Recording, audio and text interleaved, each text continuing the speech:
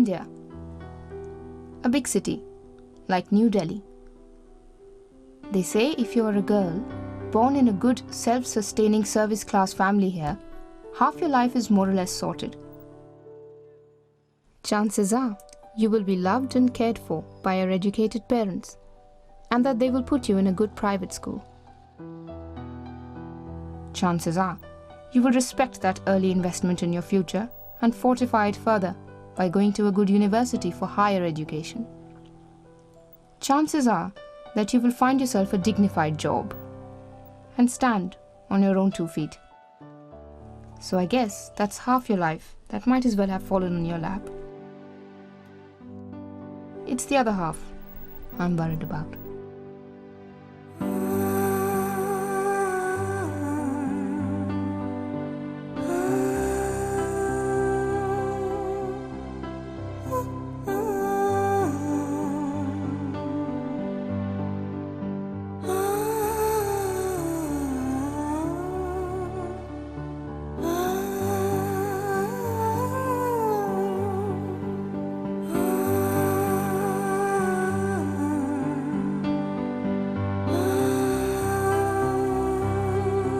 So tell me what school was like. In school, yeah, I was a good girl. Suddenly there was a time when everybody had boyfriends. All my girlfriends had boyfriends. Nobody ever asked me out. I felt very unpretty. Very unpretty. It was horrible. My school, I always say it was like a concentration camp for me. It was like a boys' school and a girls' school have been put together. It's co-ed, but then you're always supposed to maintain that divide all the time. And I was actually told by teachers to not run in corridors sometimes. Don't run. You're a big girl now. Because of the school uniform and just because of that kind of strange enforcement, you know, like you're not supposed to be very aware of your body. You're always supposed to merge into a lot of things, you know. I actually had a session once when he was, I think, 14 years old about his teacher said, now you guys, girls are growing up. It was all girls, of course. You know, it's that age. Together. And then guys were giving us funny looks, and one of my girlfriends said, oh, here it comes. And then, the session was about how to wear very tight bras. And it was like so vague, and I was like sitting somewhere at the back, and they were boring diagrams, the same stuff you learn in bio in 9th, you know, stuff like that. And then it was just like, I remember thinking, I already know all these things, you know, just tell me something new.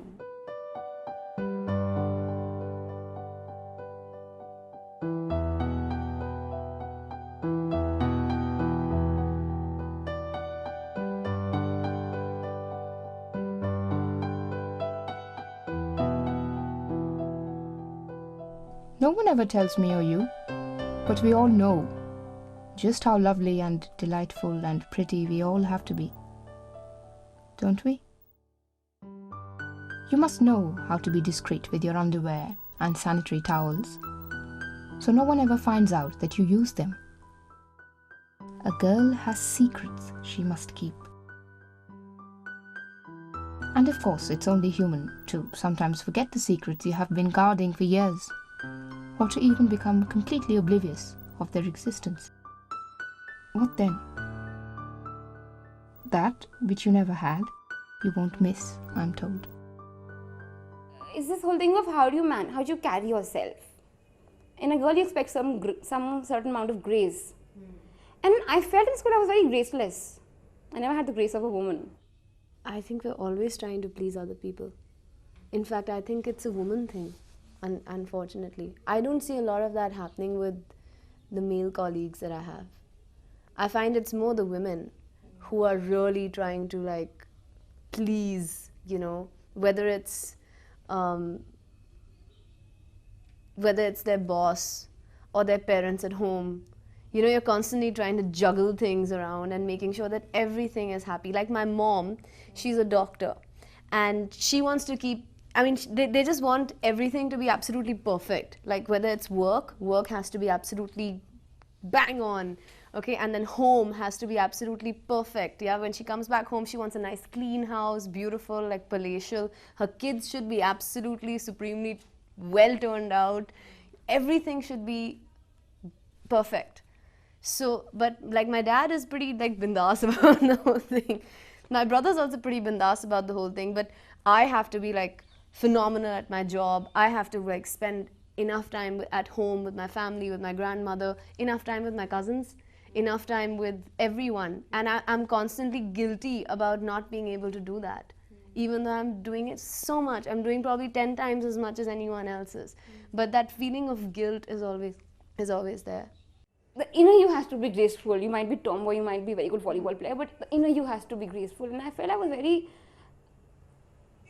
like, little things like when you just started menstruating and you happen to have a stain on your skirt, which is okay. I mean, suddenly the girls would huddle around you and say, Sheena, I mean, we would expect you to know how to manage yourself. At that point, I used to be like, just because I'm a girl, I can't do this. Just because I'm a girl, I was like always like that.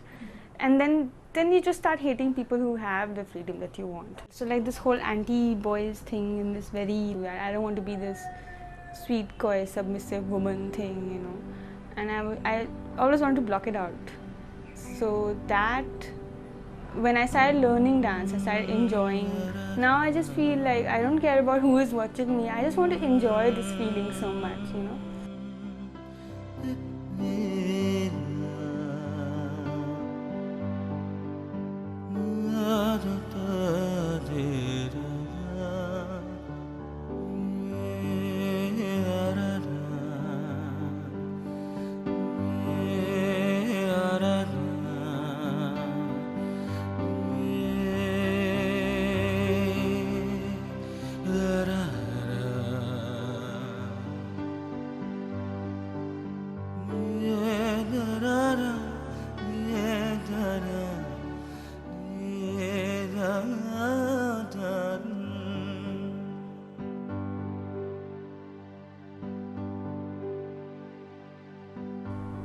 In a lot of households, where there is a sister and a brother, these things are always sort of shielded, like it's like, acha, like, kuch nahi hai and all that. If she's, like if she soiled her clothes, nahi, kuch nahi, तुम्हारा भाई यहाँ बैठा हुआ है or something like that, my papa यहाँ बैठे हुए हैं, things like that. So a lot of people, like mostly women, they don't expect them to know, and they don't. I mean, they're just like, theek hai, it's not like he's going through it, something like that. Which is why also then, a lot of boys then end up becoming this eve teasing and all this kind of, because then you just don't care, no? Though my parents were pretty open and how I was growing up and stuff, I remember just the discomfort that my mother had when she had to explain to me that I am going to need sanitary napkins one day, and I remember that conversation, and I remember she was feeling so uncomfortable with the whole thing of just trying to explain that to me, that it stood out as an incident in my mind. And I never had like free discussions with my parents about sexuality. My mother's not comfortable with these things. I think it's that which happens. You're just not comfortable explaining things, so you just say, beta, this is wrong, this is bad, so then you just avoid it. That's just how it works. For me, I used to talk with friends, however much a teenager would know in those days. How do you find out? You either read up, you see magazines, or there's nothing on TV for sure, or you hear from your friends, stuff like that. But no, like no other sort of way of informing me has happened. Whatever it is, it's just I heard something and I thought I knew vaguely about it and I wanted to know the whole picture. So then I read up on it. I'll Google it, or I'll find a magazine. Google, I know. There used to be one day in particular when they used to have English movies in the evening, and I'm watching that, and if there is inevitably a kissing scene or something, my dad would come and quickly change the channel, say, "Ye kya dekh rahe ho?" Just like, that was the kind of thing that, so you feel guilty yourself that you're watching something like this, So that was the only information that I had gone with. Yeah, so that was till I was till I was 20. That was the information I had. I think always a woman is she's told about, like, she realizes her sexuality is always in a negative way. It's always like, okay, you got your periods, so then these are all the things you should not do. And okay, boys, this is what you should not do. Don't do this, you'll get pregnant. Don't do this. Don't go out at night, you'll get raped. Things like that. There are things in our life which we haven't talked about. But we don't talk about them because we are empowered. We have to empower others.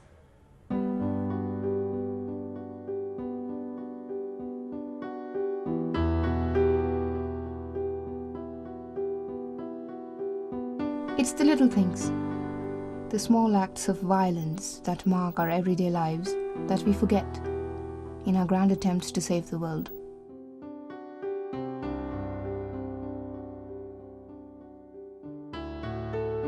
What makes us feel we are empowered enough to do that anyways? What gives us the right to bear other people's burden while forgetting our own? See, there's certain superficial things like education, like hope for financial independence, and mobility. Mobility also so limited, especially in Delhi. Only when I came to Bombay, I realized that Bombay gives you so much freedom.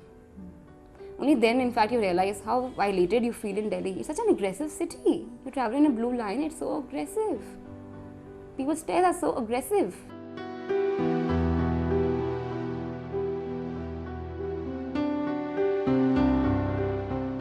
What are these people looking at really?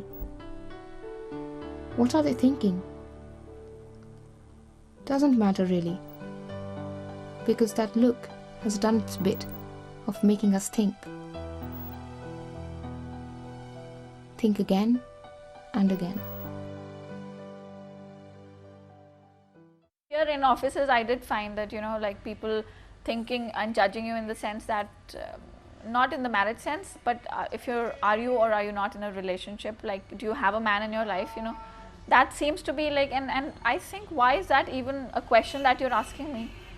In fact, it's crazy, like, now I've reached that certain age where I hate going for family weddings, okay, for no other reason, but I know that when I'm there, everyone's like looking at me and trying to fix me up with their nephew or their friend's nephew, or it's such a pain to just be able to enjoy a wedding and just to be yourself, because everyone's like trying to figure out falana, and then it's so irritating.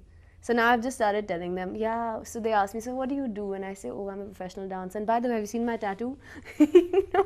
And then when I started looking for a place of my own, there were again localities where people used to ask me, nahi, hum to akeli ladkiyon ko nahi dete. They used to look at you, that if you're a single woman, there's something wrong with you, in the sense that you're not trustworthy. God knows what you will do after evening, it would give you that impression that, they're thinking that obviously you're not a straight woman. I have to think about a lot of things, like when I get out of the house, like what am I wearing today? What mode of transport am I using? Am I going in my car? Which car am I going in? Is it likely to break down? Because if it breaks down, I can't step out of it in a short skirt. Dhakka lagana hoga gaadi ko because no one comes and helps you. Or you have to wait in your car for those emergency people to come for 20 minutes. Is it safe? How late am I going to be? Is it safe? For example, things like, okay, again, I'll come down to practicalities, because, things like, okay, you have to go and buy a condom. How would you, okay, forget about a condom, then I have to go buy sanitary napkins, like, I just like, I was like, it was normal when I was growing up, when I was not here. It was like you could go to a supermarket, nobody's looking at you, pick things, put in your cart, and you go and check out. Like, here you go to a neighborhood like grocery store, and you ask them for a sanitary napkin. That in itself, that what kind of sanitary napkin you want, it's like, okay, we have these kinds. Nahi, waisa wala hai. I can feel the blood rushing to my face. I can see the people around me, if they're not. There could be that, there's a couple of teenage guys who start snickering and laughing and stuff, but I would forgive them that. But people looking at you and feeling embarrassed themselves, the shopkeeper feeling that, feeling like not comfortable with the whole situation, and for me to just grab whatever I can and pay and then just rush out of there. So imagine like having to go and ask for say condoms which you want to buy. Just like that it's not controlled entirely by me. My own sexuality is not controlled entirely by me, but various other factors and people and entities. I would like to think that I'm very free, very mad. And I've been told by people that I am. But I think only you know in your heart that how free you are really. At the end of the day, you don't have to tell anyone but yourself. Or listen to yourself. And I see my sexuality through a pair of eyes that don't even belong to me. And I must not tell. I must not voice my discomfort. Or for that matter, even my little triumphs.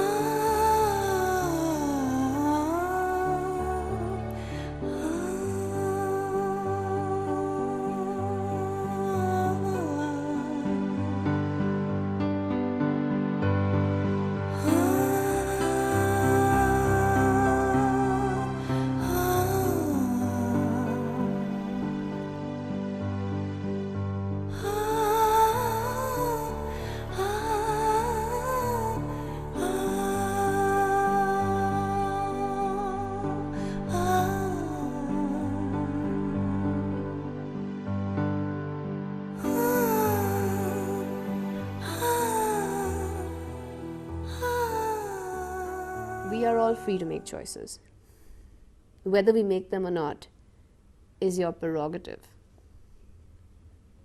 And you have to face the consequences no matter what choice you make. So may as well make the right one for yourself. It also depends on a lot of factors. It's so dependent on a lot of factors. there have been moments when I want to go to my parents for advice, because they're your wise people. They are to me. And I can't. I think with a woman it's a different kind of blame, because I think with a girl it also has to do a lot with honor, and we are living in a society where your family's honor lies in the woman's vagina. It's a society like that. So it's not just you, it's your whole khandan ka naam which is at stake. And I couldn't talk about it to anyone much. It was something that, I didn't think would be accepted. No, I just didn't think, but I was very sure it would not be accepted. I mean, you'd better be careful if you're going out on a date that no one sees you, because uncle and auntie would, talk amongst other uncles and aunties, and your khandan would be tainted. It's not a personal experience, but that's what it is. That's what it is.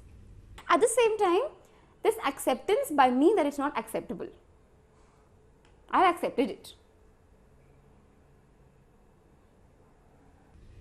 And so I think in women it's not so much, and it's a little scary that it's not something that they are intuitively or individually or careful about because of their own personal health issues, but they are very aware of it because of the issue of honor.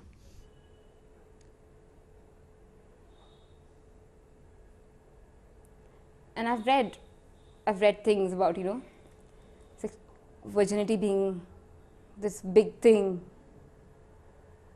and the economics of it, of how, if you read it in books, in sociology books, how you control it, and it's very directly linked to the inheritance of your property as a male. You want to know who your inheritor would be, and therefore you control the sexuality of a woman, control her mobility.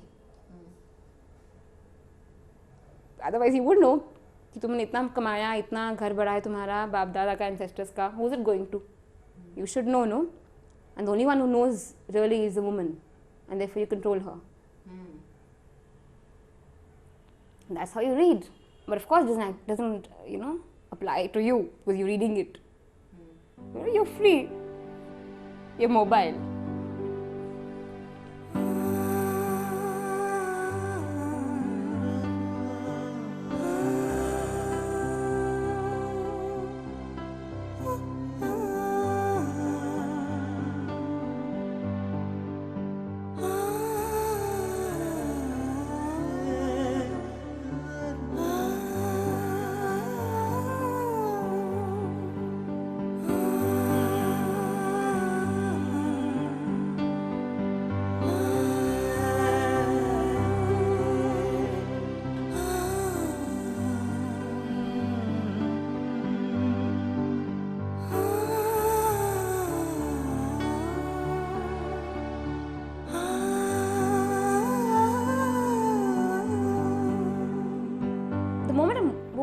Girl is born, जैसे लड़की है तो क्या हुआ, लक्ष्मी तो है.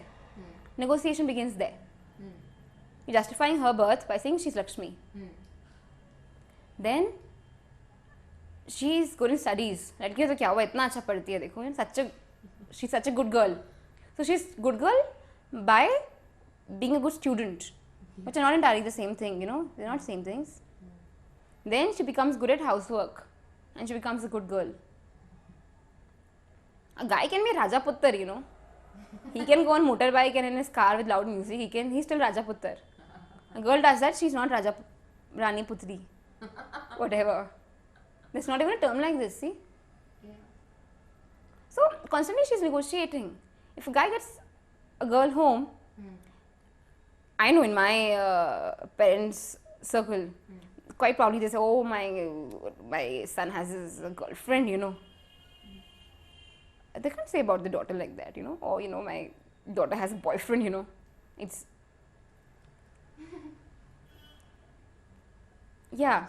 So she has to negotiate for all those things. If she's getting a guy friend to her house, she has to go to her parents before that and say, okay, he's coming, and we're studying together. And again, she's negotiating constantly. It's very strange because I can't cook. I don't even know how to drive. And that's another thing that you should know as a middle class woman these days, to be smart. I fight with my parents, argue with them, argue with my dad about his understanding of developmental economics, his political support. Those are spaces I can negotiate.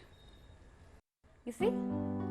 As a girl, you also learn that what is negotiable, what is not. And I just question myself that do I even need to look at those? Or do those even require negotiation? Am I just creating this whole thing of freedom that I already have? But yeah, because I don't touch them, I'm a good girl. I don't know if I've answered you.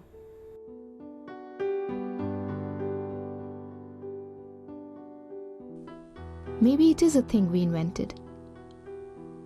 Or maybe the truth is that in a country of just over a billion, human life and suffering is so recurrent a nightmare that we aren't scared of it anymore.